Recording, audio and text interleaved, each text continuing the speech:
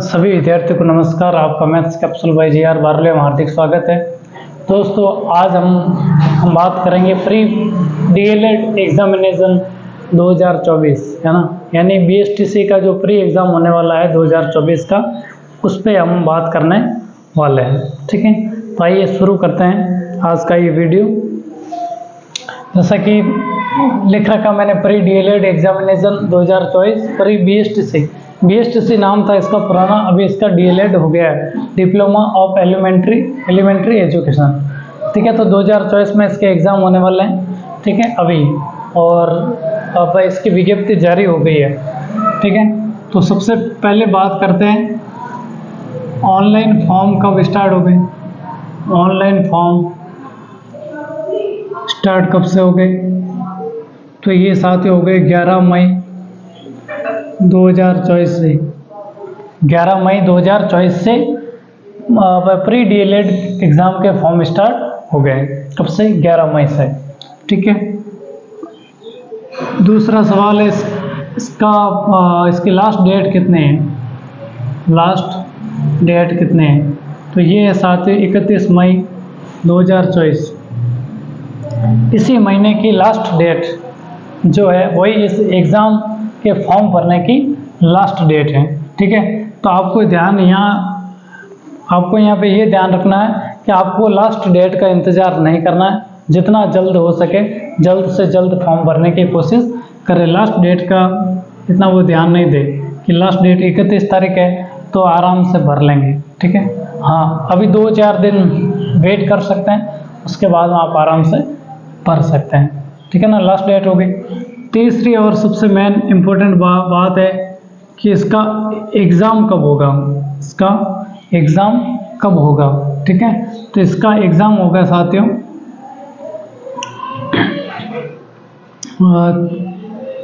30 जून को। 30 जून 2024 को इसका क्या हो जाएगा, एग्ज़ाम हो जाएगा। ठीक है, ये रविवार के दिन है। ये कब है? रविवार के दिन है इसका एग्ज़ाम, 30 जून 2024 को। ठीक है, अब बात करते हैं इसके बारे में।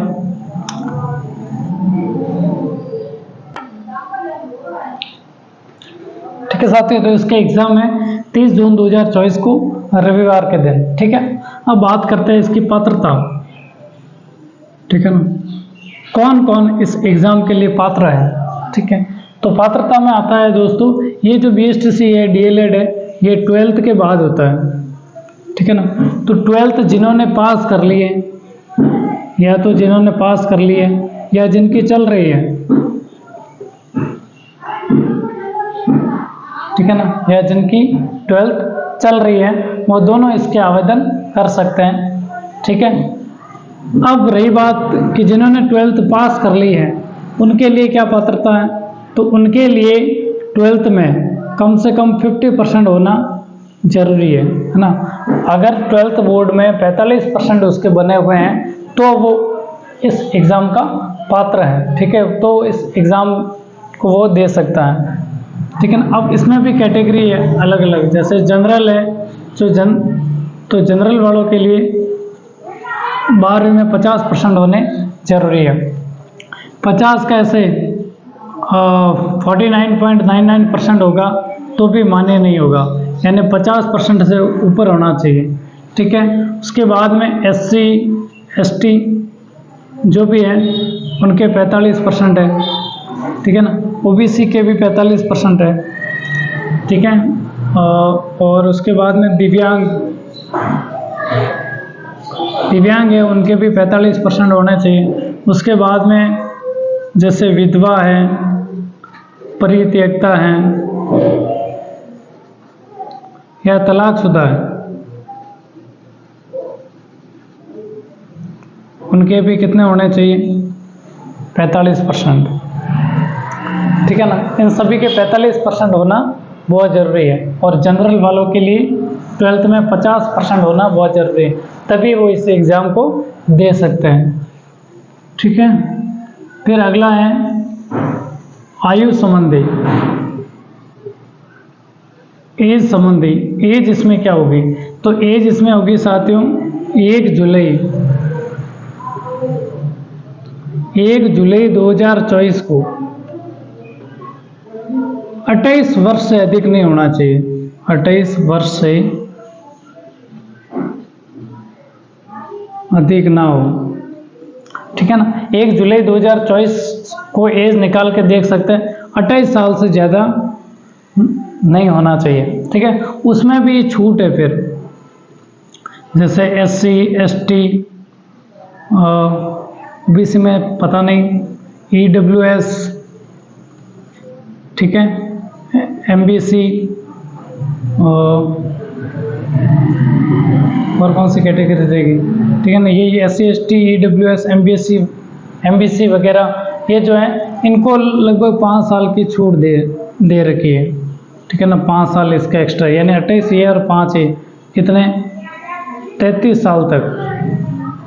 अगर आपकी उम्र 33 साल से कम है तब आप BSTC या DLED कर सकते हैं, ठीक है। इसके आगे चलते हैं इसमें।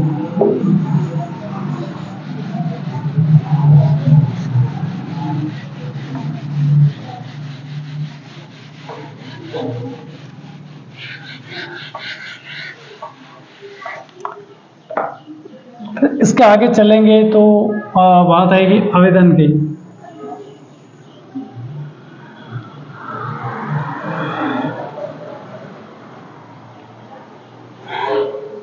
आवेदन कैसे होंगे, ठीक है ना। आवेदन होंगे इसके ऑनलाइन, कैसे होंगे? ऑनलाइन, ऑफलाइन नहीं होंगे, ठीक है। ऑनलाइन पे काम कहाँ होगी? PREDLED-RAJ.in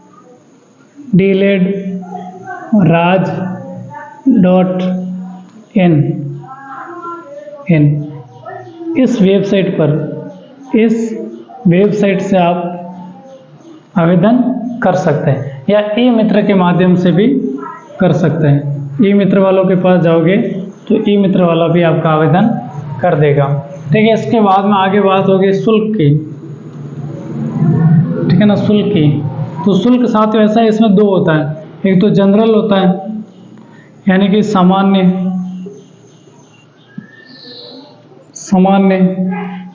ठीक है।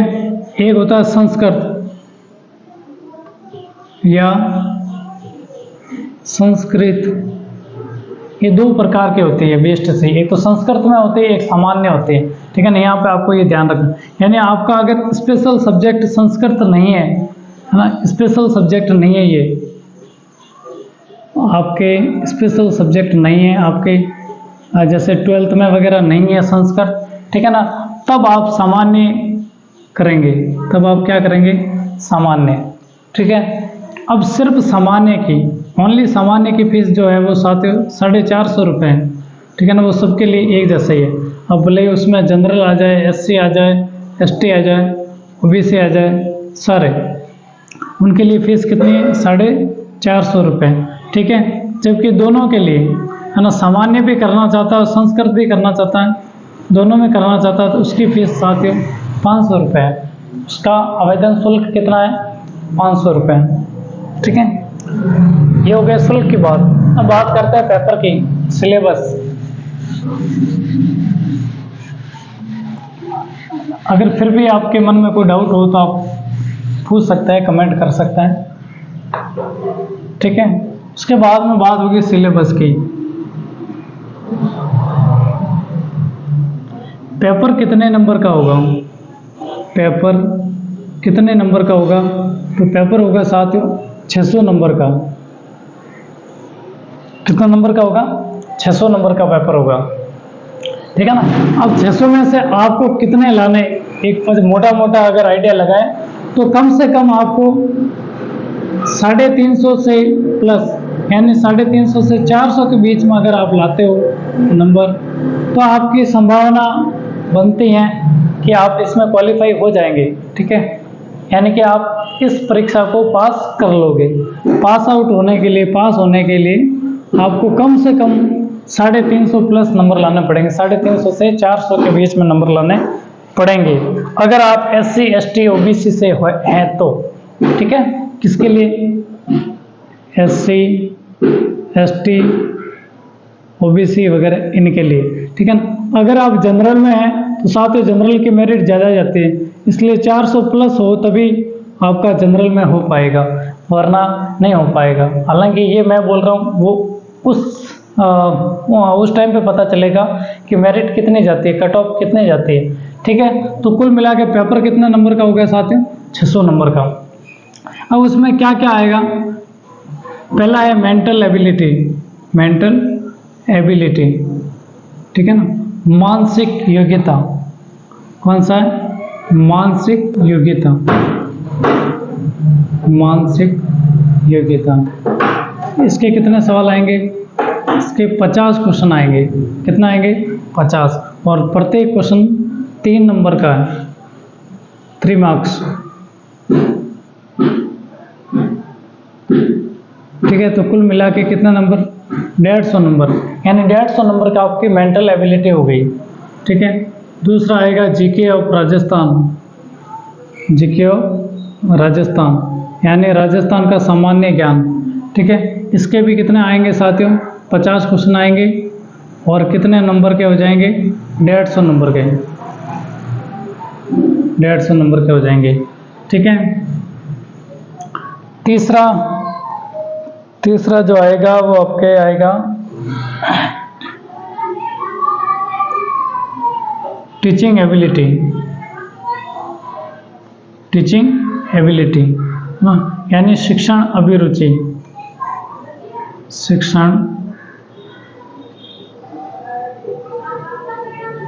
शिक्षण अभिरुचि, ये टीचिंग एबिलिटी आएगी साथियों। 50 क्वेश्चन आएंगे इसके भी, और ये भी कितने नंबर का? 150 नंबर का, ठीक है ना। कितने नंबर का? 150 नंबर का। चौथे नंबर पे इसमें लैंग्वेज आएगी। इसमें क्या आएगी साथियों? लैंग्वेज। कौन कौन सी? हिंदी,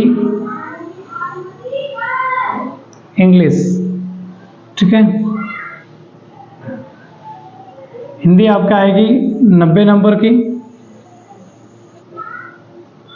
यानी 30 क्वेश्चन आएंगे हिंदी के। कितने? 30 क्वेश्चन। इंग्लिश आपका आएगी साथियों 60 नंबर की, यानी कि 20 क्वेश्चन आएंगे, ठीक है। अथवा में आएगी आपके संस्कृत, यानी जो संस्कृत से है वो संस्कृत से कर सकते हैं, ये भी आएगी आपके 90 नंबर की। इसके कितना आएंगे? 30 क्वेश्चन आएंगे। तो आपको क्या लेनी है? अगर आप सामान्य कर रहे हैं तो आपको हिंदी और इंग्लिश होगी सामान्य लोगों के लिए। जिनके 12th में संस्कृत नहीं है या जो संस्कृत से नहीं करना चाहते हैं, उनके लिए, सामान्य लोगों के लिए यही रहेगा, एक लैंग्वेज हिंदी आएगी और एक लैंग्वेज इंग्लिश आएगी, ठीक है। और जो संस्कृत है उनके लिए संस्कृत आएगी, फिर वो हिंदी नहीं आएगी, ये आएगी इंग्लिश और संस्कृत आएगी,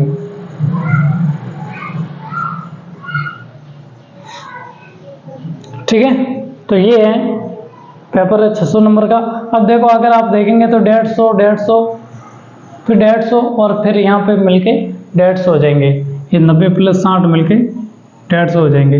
तो यहाँ पे ध्यान देने वाली बात ये है कि अपने को सारे जितने भी इसके स्टेप है हर जगह ध्यान देने की ज़रूरत है। ऐसा नहीं कि सिर्फ जीके पढ़ के चले जाएंगे तो काम हो जाएगा, नहीं, आपको सभी पे mental ability, GK, teaching ability और हिंदी इंग्लिश, अगर आप सामान्य से हैं, या फिर आपको इंग्लिश और संस्कृत, इन दोनों पे ध्यान देने की ज़रूरत है, ठीक है। तो आप ओवरऑल सभी जगह आपको ध्यान देने की ज़रूरत है, तभी आपका काम हो पाएगा, ठीक है साथियों। तो इस क्लास में मैंने बता दिया है कि फॉर्म कब से स्टार्ट हो गए और उसकी लास्ट डेट क्या है, और सारा जितना भी आवेदन शुल्क वगैरह सब बता दिया, ठीक है ना। इसके अलावा और भी अगर आपको कोई डाउट है, कोई बचा हो, तो आप कमेंट कीजिए, हम आपको उसका मतलब जवाब देने की कोशिश करेंगे, ठीक है। तो आज के लिए बस इतना ही, मिलते हैं अगले वीडियो में, तब तक के लिए धन्यवाद।